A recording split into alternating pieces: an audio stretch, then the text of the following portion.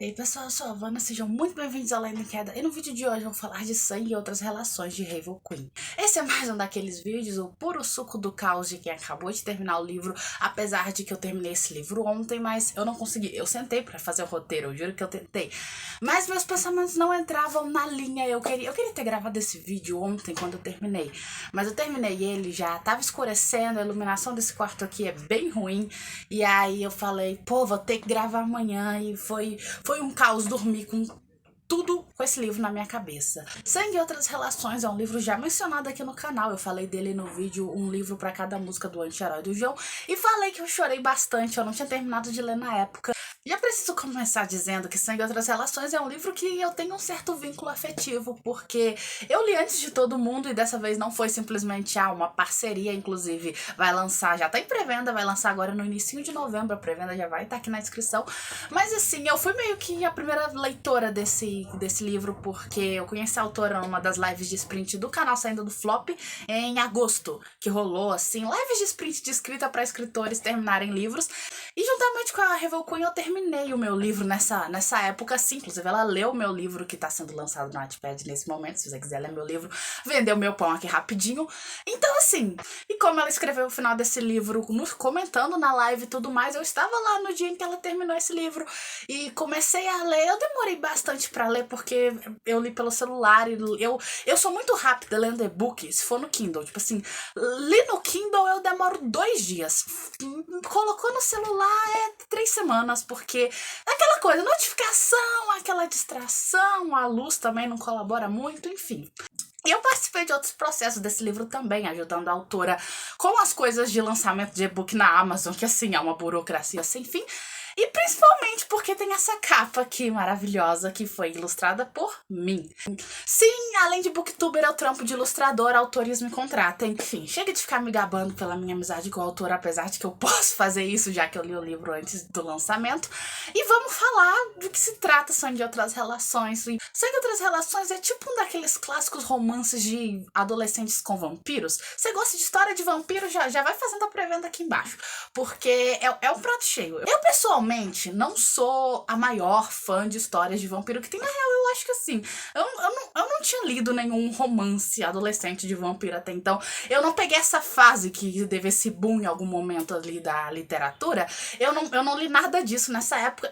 E só teve um livro de vampiros que eu comecei a ler e abandonei. E talvez isso faça vocês se desinscreverem do meu canal, mas foi Diários do Vampiro, que eu li até, sei lá, uns 50% e larguei de tanto tédio. Então assim, nunca tive muita intimidade com histórias de vampiro, mas entrei nessa história, tipo, vamos abraçar, vamos ver do que se trata. Até porque, gente, é aquela coisa, às vezes você só não gosta de um clichê porque nunca se sentiu representado nele, ou só via os clichês tradicionais, não importa se é trupe, se é tema de livro, com pessoas héteros, cis, branco, alos e afim. Assim, gente, um vampiro não binário, como é que é uma história que tem um vampiro não binário vai ser ruim? Me digam, assim. Eu sou uma pessoa não binária e eu sei que quando uma pessoa não binária escreve não binários vai ser maravilhoso. Eu falo direto de Maria Freitas nesse canal, vocês sabem do que eu tô falando. Então isso já despertou o interesse no livro antes mesmo de eu saber do que se tratava, pô. E o fato de ser um romance diamórico, eu acho que ele é o primeiro romance diamórico que eu leio, tirando o meu próprio romance. Eu também tenho um romance entre duas pessoas não binárias. Não é algo que eu vejo muito, inclusive quem quiser indicar, por favor, gostaria muito, faria um vídeo de romance diamórico se eu encontrasse.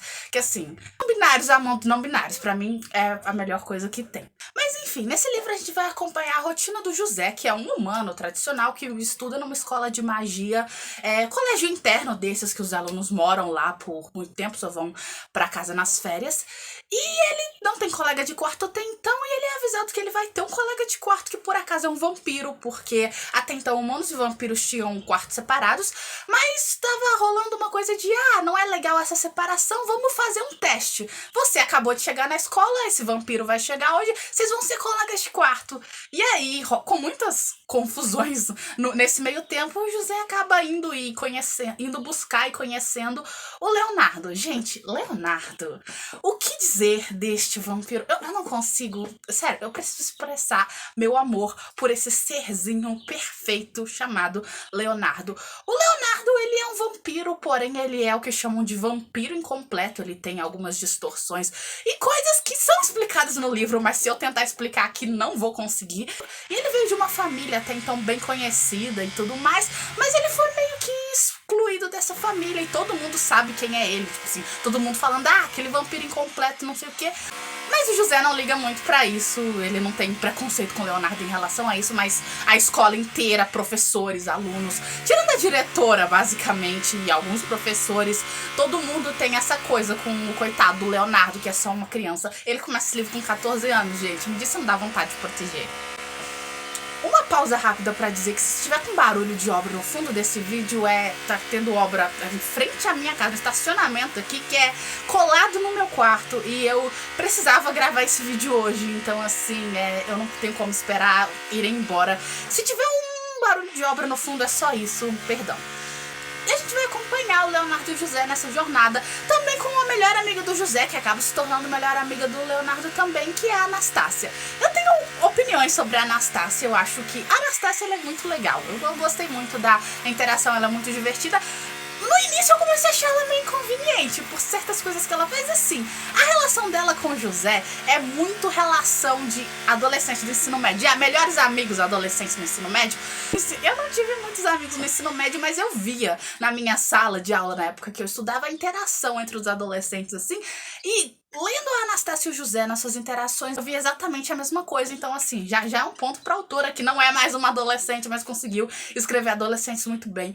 Eu sempre exalto, você quem acompanha esse canal sabe que eu sempre exalto autores que conseguem fazer coisas que eu tenho dificuldade, porque eu sou escritora e eu entendo um pouco de como funciona essa parada de escrever um livro, gente, assim. E eu vou fazer isso mais uma vez e exaltar o jeito com que a autora escreve adolescentes, porque eu não sou muito boa de fazer isso não, gente. Tipo, pra mim, eu nunca tenho livros com personagens adolescentes, meus personagens sempre saíram da escola, porque primeiro, traumas do ensino médio, segundo, eu acho dificílimo escrever adolescentes. E olha que eu não sou velha assim, eu tenho 19 anos, ou seja, devia ser fácil.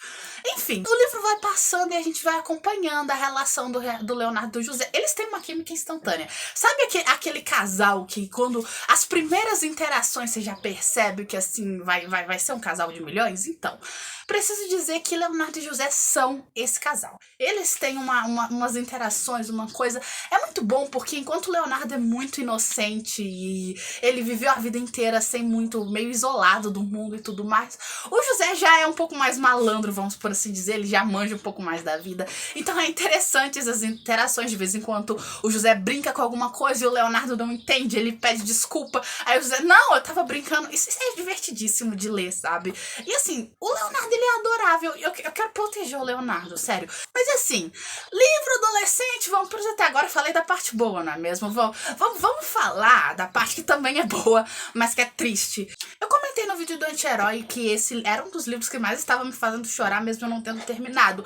E assim, ele talvez tenha sido o livro que mais me fez chorar. Tipo assim, acho que o livro que eu mais chorei na vida, eu sempre falo isso, é O Último Natal de Violeta, mas em O Último Natal de Violeta eu só chorei por coisa triste. Tipo assim, o livro não é 100% triste, mas ele é 90%. Então assim, eu só chorei nas partes tristes.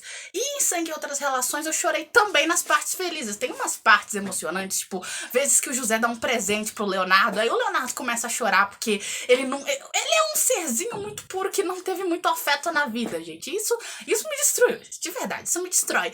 E tem outro ponto de partes que não são exatamente tristes, tipo, são tristes, mas elas são mais pra causar ódio do que lágrimas, que estão partes relacionadas a familiares, o pai do José principalmente. Eu preciso mencionar que assim, eu também chorei nessas partes. E por que eu chorei? Simplesmente eu vi muito a minha mãe no pai do José e eu comecei a ficar com medo. Exatamente a mesma coisa que aconteceu quando eu li O Último Natal de Violeta.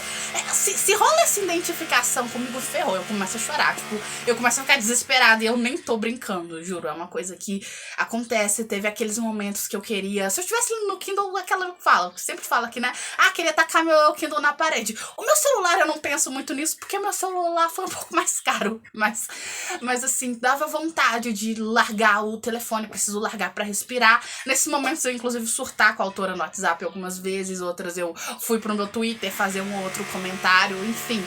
Mas esse foi um livro que eu precisei respirar, inclusive tem alguns gatilhos, ele trata de temas bem pesados, então vão estar aqui na descrição para vocês lerem e prestarem atenção, inclusive na classificação indicativa, que se eu não me engano é mais 16, mas vai estar aqui na descrição se eu estiver errado. Enfim, ele tem essas partes mais pesadas e mais tristes, que inclusive eu acho que a autora conseguiu escrever muito bem. Eu não sou uma pessoa muito de chorar em livro. Aquelas, não sou muito de chorar, mas fiz um vídeo de 10 livros que me fizeram chorar, que tem inclusive mais de 10 livros. E ainda assim eu não sou muito de chorar, porque assim, tem muito livro que me emociona bastante, pode ser por tristeza ou por alegria, mas não chega a chorar. Tipo, o olho lacrimeja, sabe? E eu não considero isso chorar depois dos casos. É chorar? É. Mas assim, esse livro não foi um livro que só me fez lacrimejar, é isso que eu tô querendo dizer. Foi um livro que me fez chorar bastante. E é algo que eu tenho a elogiar, porque esse é o primeiro livro da autora, gente. Assim, de novo, aquela coisa, elogia algo que você não consegue fazer, sim. Um livro de estreia, um romance que é muito grande, tem tipo 300 páginas, e que trata temas muito pesados. Gente, o primeiro livro que eu escrevi na vida, sem ser conto, é literalmente uma novela, não tem tipo mais de 15 mil palavras, e é super bobo, assim, levinho. Completamente contrário desse livro. Então, um livro de estreia ser tão bom pra uma autora que é tão jovem, eu acho assim espetacular. Eu achei muito bom, principalmente porque a escrita ela te faz se importar. O narrador, que é um daqueles narradores de... Eu nunca consigo falar nesse canal esse brinde desse narrador. Primeira pessoa, o narrador que tá narrando não são os personagens narrando. É isso que eu quero dizer. Eu nunca consigo falar se é a primeira, se é a terceira pessoa, mas vocês me entenderam. Esse narrador especial dessa história consegue transmitir a sensação dos personagens muito bem, porque a maior parte, eu nunca falei, a maior parte dos livros que eu choro são com o narrador personagem, olha só. Porque justamente quando é o personagem narrando, ele narra a própria dor. Tipo, eu acho até mais fácil de escrever assim. Pra que você colocar alguém pra narrar a dor do personagem e não ficar uma coisa muito, como é que eu posso dizer? Muito fria, sabe? Muito dura, não ficar emocionante, sabe? Porque justamente é outra pessoa meio que narrando, não é uma pessoa, mas vocês me entenderam. Não é muito fácil, justamente porque apesar de um narrador conseguir saber o que vários personagens estão sentindo ao mesmo tempo, eu acho que se torna até pior, porque são várias emoções que tem que descrever e tem que fazer o leitor se importar. E eu me importei muito. Me importei muito com o Leonardo, porque ele é o que mais sofre dessa história, sem sombra de dúvidas. Mas também pelo José, pelas questões que ele tem, principalmente com a família, que são assim... Eu me identifiquei muito com o José, gente, não tem como. Nada é meu favorito, mas o José foi com quem eu mais me identifiquei, por conta até da família dele e coisas do gênero. Eu preciso elogiar uma coisa que, assim, eu não lembro de já ter visto em algum livro romance, pelo menos, que de fantasia. Eu não leio muita fantasia pra ter um longo critério de dizer. Às vezes existem 400 livros assim nesse país e eu não tô sabendo. Um detalhe que eu gostei muito é que ele é um livro que é meio que uma baixa fantasia, porque ele se passa no Brasil, inclusive se passa em Minas Gerais. Eu preciso dizer, eu sou mineira, se passa em Minas Gerais, pode ser um mundo mágico, não, eu vou gostar, assim. Já puxo essa sardinha pro meu estado mesmo, mas assim... Além de se passar em Minas Gerais, ele tem muitos elementos do nosso mundo, principalmente culturais, tipo, menção a músicas, a série. E eu gosto muito de livro que faz isso. E eu gostei por ser um livro de fantasia que tem isso mesmo assim. Tem uma certa relação com música no meio pro final desse livro, que também eu gostei muito de como foi narrado. Música é uma coisa que mexe muito comigo, que eu tenho muita história. O nome desse canal é inspirado numa música, não é mesmo? Então, assim, coloca relação de personagens com música, personagens que fazem música, eu já fico mexidinhazinha. Eu preciso falar do final desse livro, que assim, não vou dar spoiler, obviamente, porque senão vocês não vão atrás de ler essa preciosidade, não é mesmo? Fiquem curiosos. Mas tem uma coisa que acontece no final, que é meio que tem um epílogo. Esse livro, ele não tem a separação escrita epílogo, mas eu considerei um epílogo. Que é simplesmente a coisa mais amor do mundo. Outra coisa na narrativa da autora que pode ser que muitas pessoas achem controvérsia, eu pessoalmente gosto muito de autor que faz isso. Inclusive, Lívia Ferreira às vezes faz isso, que é minha autora favorita da vida, que chega um certo momento desse livro que as coisas elas ficam mais leves. Eu adoro o livro que você tá chegando pro final e as coisas começam a ficar boas e às vezes te dá a sensação de, poxa, vai meter aqui um acidente, uma coisa que vai deixar esse livro triste, vai ter uma reviravolta. E eu pessoalmente prefiro o livro que não faz isso. Tipo, é legal um livro que tem um plot twist em 90% que te deixa louco? Sim. Mas eu prefiro o livro que tem esse final mais que muitas pessoas podem achar monótono. Eu não acho, gente. Eu gosto de livro que tem isso. Acho que talvez por isso Lívia Ferreira seja a minha autora favorita. Eu gosto muito da escrita dela justamente porque eu tenho uma leve garantia de que não vai desabar tudo da noite pro dia. Eu até gosto de livro que faz isso, mas eu prefiro histórias que tem esse tipo de final. Tem umas coisas que acontecem no último capítulo, uma certa virada, que não é algo tão gigantesco assim, que eu achei que foi um pouco meio rápido, meio da noite pro dia, mas eu deixo passar, porque eu não acho que precisava de, tipo, um desenvolvimento, uma coisa lenta. É literatura, gente, é ficção, a gente não precisa condizer tanto com a realidade, porque a gente já tá falando, inclusive, de uma história de vampiros, então... Ponto.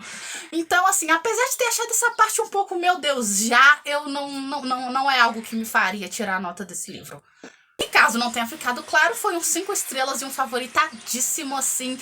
Vou indicar pra todo mundo. Esse livro vai ser muito panfletado aqui nesse canal. E não é só pela minha amizade com a autora, não. É porque realmente ele é esplêndido.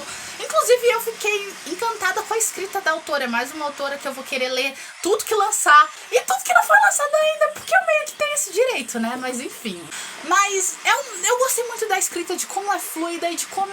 Eu gostei de terminar mais esse livro justamente porque eu tava lendo no celular. Porque se me dão esse livro no meu Kindle pra ler, eu acho que eu teria terminado ele em 3, 4 dias, assim. Porque apesar de ser um livro longo, ele tem um início que é mais arrastadinho, como todo início de fantasia. Início de fantasia arrastado, né, gente? A gente tem que aprender a lidar com isso. É um mundo novo que o autor tem que apresentar.